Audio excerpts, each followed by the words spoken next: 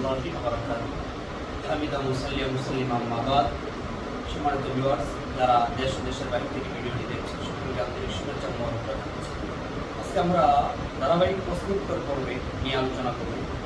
আজকে আমরা মাহরাম সংক্রান্ত একটি মাসালা আলোচনা করতে যাচ্ছি। আর তা হলো, আমাদের এক ভাই জানতে চেয়েছেন, বাংলাদেশ থেকে মাহরাম ব্যতীত মক্কা ও মুকাররমায় যদি মাহরাম অবস্থান করে থাকে, তাহলে সেখানে বাইতুল্লাহ জিয়ারতের উদ্দেশ্যে মাহরাম ব্যতীত পাঠানো যাবে কিনা? এই প্রশ্নের জবাবের জন্য আমরা প্রথমে দুরুল মুখতারের কিতাবের মধ্যে চলে যাব। সেখানে মুসান্নিফ রাহিমাহুল্লাহ তাআলা লিখেন যে সফরের যত মাসালা আছে, আসরের মাসালা বলেন, আপনার মাহরামের মাসালা বলেন, রমাদানের রোজা ও সিয়ামের মাসালা বলেন, সমস্ত মাসালার সম্পর্ক বাড়ি থেকে যেখান থেকে সে বের হবে সেটার সাথে এটা তাআল্লুক বা সম্পর্ক রয়েছে। অতএব কোনো অবস্থাতে মাহরাম ব্যতীত বাংলাদেশ থেকে মক্কা মুকাররমায় আপনি আপনার মাকে পাঠাতে পারবেন না। আশা করি বুঝতে পেরেছেন। জাযাকুমুল্লাহ ওয়া আহসানা আলাইকুম।